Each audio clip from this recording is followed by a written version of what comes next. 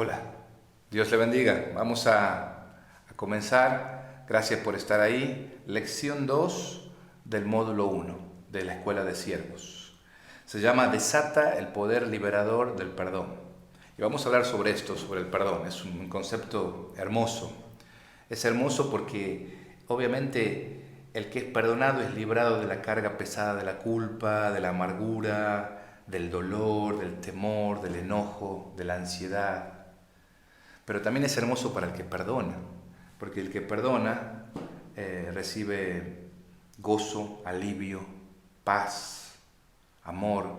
Todo esto son frutos del perdón. Y en un mundo de pecadores, en un mundo donde cometemos errores todos, donde lastimamos a otros, el perdón es vital. Es más, algunos lo están viendo ahora como la clave de la reconciliación entre sociedades y naciones enteras. El perdón tiene que ejercitarse en diferentes circunstancias. De hecho, debemos pensar en una línea continua y donde hay cosas, desde cosas muy pequeñas hasta cosas muy grandes. El perdón, por ejemplo, se tiene que ejercer en pequeñas molestias u ofensas que el amor y la paciencia nos motivan a perdonar y pasar por alto, sin que trasciendan, inclusive sin que se comuniquen. Pero también hay momentos donde hay ofensas personales que rompen la comunión con otra persona y tiene que aplicarse el perdón. ¿Cuántas veces lamentablemente vemos el tema de abuso o injusticia o actos criminales, que ya sean recientes o de hace mucho tiempo, que impactan en la persona y afectan las relaciones? Y el perdón tiene que ejercitarse ahí, ejercerse. Quizás en pecados que afectan la vida y el testimonio de la iglesia, del cuerpo de Cristo, y también requieren de una restauración espiritual. En todos estos ámbitos se tiene que aplicar el perdón. Cuando nosotros hablamos de perdón tenemos que ir a la Biblia, porque hay muchas ideas populares que no son bíblicas, que no son correctas sobre el tema del perdón. Y cuando nosotros hablamos del perdón tenemos que empezar hablando del perdón divino en primer lugar, porque ese es el modelo de perdón. Es un perdón que se basa o que está motivado por el amor y la gracia. El amor y la gracia. La gracia es un regalo que damos y que no se merece la persona. Y sobre eso es que descansa el perdón. Perdón, como su propia palabra lo dice, es un don, es un regalo. Y es el máximo regalo que podemos dar a alguien, el perdón. Es un regalo que no se merece. Y esto tenemos que decirlo así, es un regalo que no se merece y requiere de sacrificio y de humillación de nuestra parte, porque estamos cediendo nuestro derecho legítimo de castigar, de causar dolor, de hacer que la otra persona pague por el error. Nuestro Dios omnipotente y santo hizo el arreglo a través del sacrificio de Jesucristo para quitarnos la culpabilidad y al fin la pecaminosidad del pecador arrepentido. Ese es el modelo que nosotros tenemos. Por eso es que, por ejemplo, Efesios 4:32, Colosenses 3:13, nos piden que perdonemos de la manera en que Dios nos perdona a nosotros. Así que vamos a hablar del perdón. Y para hablar de lo que es el perdón, primero vamos a aclarar qué no es perdón. ¿Qué no es el perdón? En primer lugar, no es necesariamente olvidar el acontecimiento. Nuestras mentes son muy complejas y muchas veces no nos olvidamos de las cosas, nos acordamos. Y de hecho, perdonar no significa que nos olvidemos.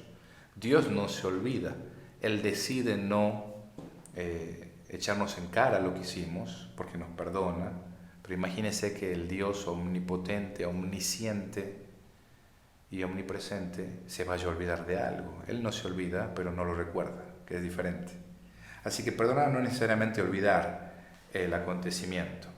Tampoco, en segundo lugar, el perdón es igual a la reconciliación. La reconciliación requiere de dos personas. El perdón solo requiere de una persona. Y si bien una de las metas del perdón puede ser la reconciliación, esto no siempre se da, no siempre se puede dar. Esa es la verdad. En tercer lugar, el perdón no aprueba la conducta incorrecta o pecaminosa. No estamos diciendo que porque perdonamos, estamos diciendo que lo que hizo esa persona está bien. No estamos aprobando esa conducta cuando nosotros perdonamos. De hecho, si nosotros reconocemos que la otra persona no hizo nada malo, entonces no hace falta perdonar. En cuarto lugar, tenemos que reconocer que uno no ha perdonado solo porque ha usado las palabras del perdón. El perdón tiene que ver con una postura del corazón también hacia la otra persona. En quinto lugar, el perdón no es negar la gravedad o la importancia o la realidad de la ofensa o del error o del pecado, y tampoco niega la realidad de los sentimientos que el ofendido ha experimentado a raíz de la ofensa. No estamos hablando acá de una negación del asunto, ni de una negación de las emociones. De hecho, es todo lo contrario, es un reconocimiento de la ofensa y del dolor que me ha producido.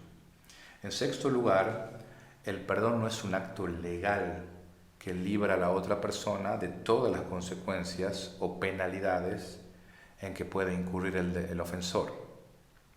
Para mí una de las historias más claras de esto fue cuando el Papa Juan Pablo II hubo alguien que intentó asesinarlo en público y falló.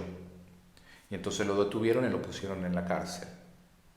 Al otro día, en un acto público también, Juan Pablo II fue y lo perdonó a este hombre. Sin embargo, hasta el día de hoy sigue preso esa persona. Esa persona siguió presa porque el perdón no nos libra de las consecuencias legales de lo que hayamos hecho.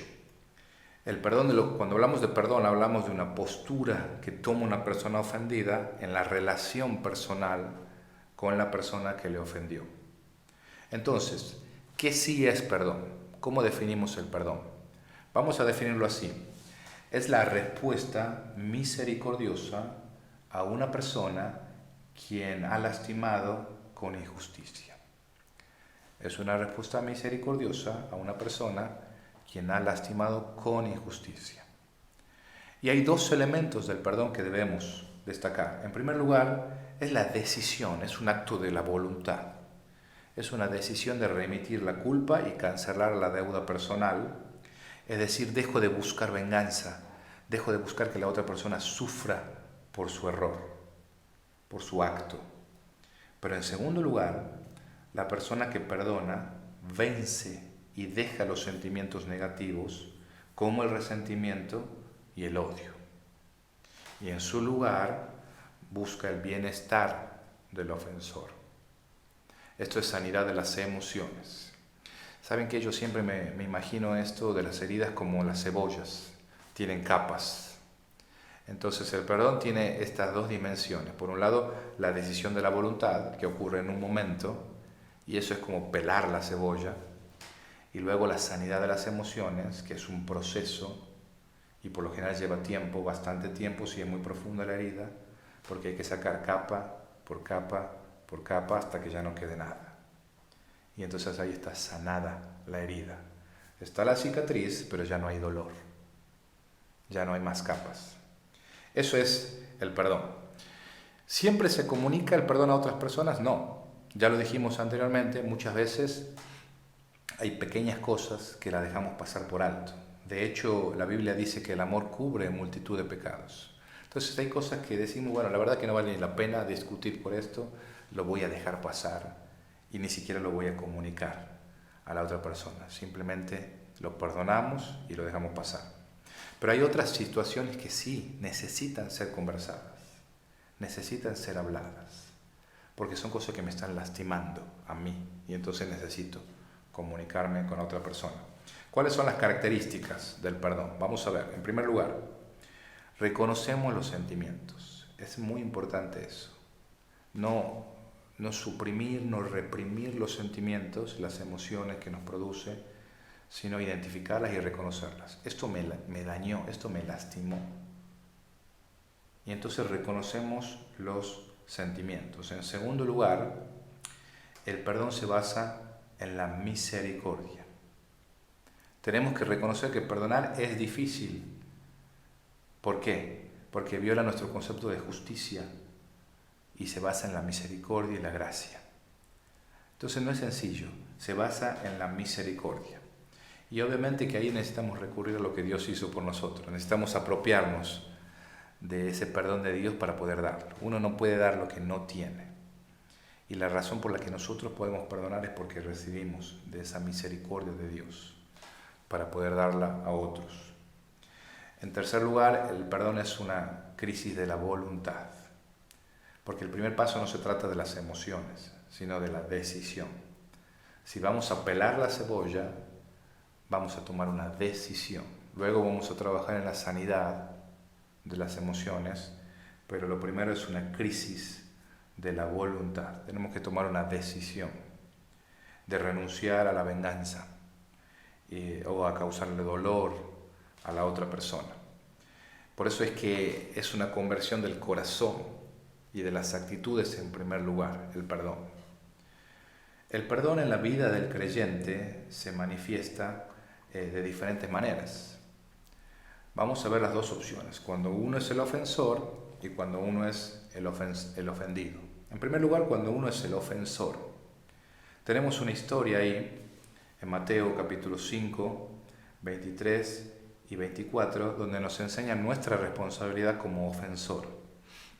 Dice que si estás por presentar una ofrenda a Dios y en ese momento te das cuenta que alguien tiene algo contra ti, o sea que has ofendido a alguien, tenés que ir y resolver ese asunto. Deja tu ofrenda ahí, anda y resolver, y luego volver a ofrecer tu ofrenda a Dios. Si nosotros hemos ofendido a otra persona, este pecado está impidiendo nuestra comunión con Dios. Por eso es que antes de presentar los sacrificios de adoración, necesitamos tomar los pasos para reconciliarnos. Si somos ofensores, tenemos que iniciar la acción. Tenemos que ir y reconciliarnos con esa persona, pedirle perdón. ¿Qué sucede si la otra persona no acepta mi iniciativa y no me perdona? Eso ya es algo que no podemos nosotros controlar. Nuestra tarea es tomar la iniciativa y dar los pasos del perdón. Ahora aquí quiero hacer una aclaración muy importante, porque a veces nosotros vamos a pedir perdón, pero no pedimos perdón. ¿Qué quiero decir con esto? Cuando usted vaya a pedir perdón, pida perdón. Si usted va a una persona y le dice, si te ofendí en algo, perdóname, no está pidiendo perdón. Lo que está diciendo es, sos muy sensible, superalo. Así que es muy importante que cuando usted sea el ofensor, pida perdón de una manera correcta. ¿Cuáles son los elementos del perdón? Número 1 es reconocer la ofensa. Yo me equivoqué. Punto y aparte. Sin excusas. Muchas veces vamos a pedir perdón, pero nos excusamos. Pedirte perdón por esto, pero tal cosa. No, yo me equivoqué, punto. En segundo lugar, expresar el dolor que eso produce. Me duele haberte herido, me duele haberte lastimado. Eso es arrepentimiento. El dolor y la decisión de no hacerlo de nuevo, que ese es el tercer punto. No quisiera volver a hacerlo.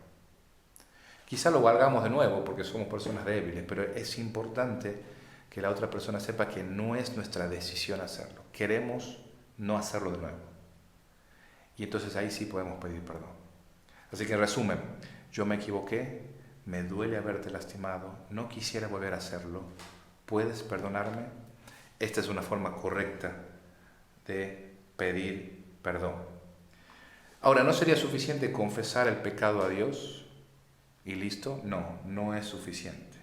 Necesitamos ir a la persona, según lo hemos visto en la palabra de Dios, y arreglarnos con esa persona. Ahora, cuando uno es el ofendido, ¿qué sucede? Bueno, la Biblia nos pide que perdonemos. Y es muy interesante porque en Mateo 18, 21 al 35, hay una historia donde hay dos deudores. Hay uno que le debe muchísimo al dueño de la casa, al Señor, y le pide que tenga paciencia, que le va a pagar, pero es algo que es imposible de pagar. Y dice la Biblia que este señor de la casa, movido a misericordia, le perdona toda la deuda a este siervo. Luego este siervo, cuando sale, se encuentra con un consiervo, y este consiervo le debe muchísimo menos de lo que él debía, y le dice las mismas palabras que él le dijo a su señor. Le dice, ten paciencia, te voy a pagar. Pero dice que este hombre, este siervo enojado, lo echó a la cárcel, a este consiervo. Viendo todo el resto, lo que había sucedido, se entristecieron mucho y fueron y le contaron al señor de la casa. Entonces el señor de la casa, llamándolo, le dijo: siervo malvado, toda aquella deuda te perdoné, porque me rogaste. ¿No debes hacer tú lo mismo? Y entonces este señor echó a la cárcel a este hombre, a los verdugos, dice la Biblia, hasta que pagara toda la deuda. Termina esta historia diciendo Jesús: así también hará mi Padre Celestial con ustedes si no perdonan de todo corazón sus ofensas, las ofensas los unos a los otros. Y entonces hay una historia muy fuerte, porque hay 3 cosas por lo menos que sirven de fundamento porque nosotros, cuando somos ofendidos, tenemos que perdonar. En primer lugar, porque Dios nos pide que perdonemos. En segundo lugar, porque hemos sido perdonados, hemos recibido un gran perdón. La deuda que nosotros teníamos con Dios era muchísimo mayor que cualquier otra deuda que podamos tener entre nosotros. Y en tercer lugar, porque si no perdonamos, nosotros vamos a sufrir. Vamos a ser entregados a los verdugos. Y ese verdugo de la culpa, el verdugo de la acusación, esas son las cosas que no nos dejan dormir de noche, porque están los verdugos ahí trabajando en nuestra conciencia, porque no hemos perdonado. Por eso es que la Biblia dice que tenemos que perdonar. No perdonar es como tomarse veneno y esperar que el otro se muera. Cuando uno perdona, entonces puede vencer todas esas cuestiones internas que estamos luchando, que son los verdugos. Ahora, ¿qué sucede si el culpable no reconoce y no pide perdón? Es importante desatar este poder liberador en primer lugar por nosotros mismos. Uno tiene que perdonar aunque la otra persona no lo pida, porque es la única manera de librarnos a nosotros mismos de esos verdugos. Y lo tenemos ahí, ¿verdad? El perdón guardado, listo para cuando la persona lo solicite poder entregárselo. Pero nosotros tenemos que perdonar a la otra persona aunque no lo reconozca y no nos pida perdón. ¿Cuál debe ser mi actitud hacia la persona que no ha mostrado arrepentimiento? Yo creo que esto es muy importante, porque hay un autor que explica muy bien que tenemos que distinguir entre el amor y el perdón oficial o legal. ¿Cuál es el patrón divino? Dios perdona al no creyente cuando hay arrepentimiento. Sin embargo, Dios ama a todos. Esto es lo que dice la Biblia. Dios ama a todos, es un amor sin límite. Los sentimientos de resentimiento, de amargura no están presentes. El amor siempre tiene que moldear la manera en que nos relacionamos, pero ese amor cancela la deuda no automáticamente, sino cuando se llena la condición del arrepentimiento. Y eso es muy importante que entendamos. Ahora, ¿el amor nos libra del resentimiento y la amargura? Sí, siempre. Y esto es muy importante que distingamos. El perdón nos libra a nosotros, pero no siempre cancela la deuda hasta que se cumpla la condición del arrepentimiento. Aunque nosotros amamos a la persona, 1 Corintios 5:11 muestra que el creyente no puede tener una relación y comunión normal con otro creyente que vive en desobediencia a Dios. Los creyentes podemos amar, podemos orar, podemos animar a que cambie esa persona, pero no hay comunión hasta que no hay arrepentimiento. Eso es lo que pasa con Dios y es el patrón que nosotros tenemos que manejar también con las personas. Ahora, si el ofensor se arrepiente y el cristiano le ha perdonado, ¿siempre va a disfrutar de los privilegios y de las libertades que tenía antes? No siempre, no siempre. Porque acuérdense que perdonar no libra de las consecuencias legales. Nosotros podemos perdonar y debemos perdonar, pero eso no significa que la relación va a ser igual a como era antes, porque las consecuencias van a estar. Un ejemplo muy claro, una persona que le roba a su jefe, estando en la caja, el jefe lo perdona, pero no sigue nunca más en la caja, porque hay una consecuencia. Entonces ese privilegio y esa libertad se perdió. Bueno, eso también puede pasar. Y el perdón, acuérdense, no nos libra de las consecuencias legales que puede incurrir la persona. Vamos a un último punto, que es cómo contribuir a sanar las emociones negativas. ¿Cómo sanamos eso? Porque acuérdense que el proceso de sanidad lleva tiempo. Creo que es importante que podamos reflexionar en pasajes de la Biblia que nos ayudan a ver eso. Por ejemplo, la historia de José en Génesis. Sus hermanos lo vendieron como esclavo y él tuvo que enfrentar a esas emociones negativas que él sentía. Y entonces cuando nosotros vamos a su historia, nosotros podemos ver un proceso de sanidad de sus emociones. Y todo el trato que él tiene con sus hermanos y todos los juegos, las intrigas, tienen que ver con un proceso de sanidad de sus emociones, donde al final José puede decir: ustedes pensaron hacerme mal, pero Dios lo encaminó para bien. Y ese principio es muy importante para poder sanar las emociones negativas. Por otro lado, necesitamos ser pacientes con el otro. Esa paciencia viene de Dios. Necesitamos pedirle a Dios que nos dé paciencia. Tenemos que aprender a pensar en el ofensor de otra manera, escoger extenderle la misericordia y también apropiarnos, y esto es muy importante, de la paz de Dios. Esa paz de Dios que sobrepasa todo entendimiento. Pedirle a Dios paz en el corazón. Buscar el bien de la persona, eso también es muy importante. Buscar el bien de la otra persona. Cuidarnos de esas proyecciones negativas, ¿no? Porque el rechazo, la injusticia, obviamente el daño que hemos sufrido, han creado emociones negativas muy profundas. Tener mucho cuidado de no quedarnos en eso. Poder reconocerlas, pero no quedarnos ahí. Por otro lado, tomar una perspectiva futura, es decir, lo que el apóstol Pablo decía en Filipenses 3:12 al 14. Él reconoció su imperfección, pero él dice: yo todas estas cosas malas que hice, estoy dejándola atrás, olvidándome lo que está atrás y extendiéndome a lo que está por delante. Eso es muy importante.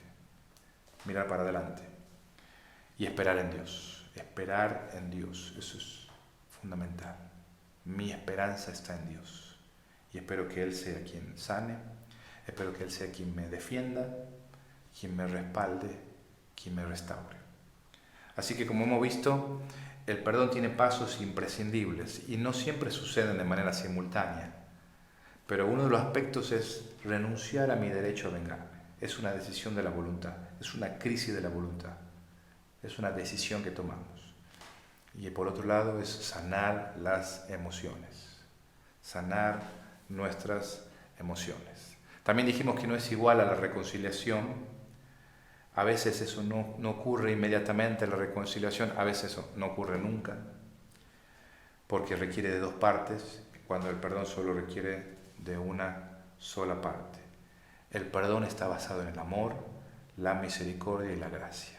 Y es ese amor, esa misericordia y esa gracia de Dios que nosotros recibimos lo que nos permite dar de eso a otros. Así que vamos a trabajar en la tarea de esta semana, de esta lección, sobre el perdón. Y vamos a pedirle a Dios que nos dé sabiduría para poder identificar las situaciones, las personas que nos han dañado, a las que hemos dañado, y poder desatar este poder liberador del perdón. Que Dios te bendiga al pensar en estas cosas.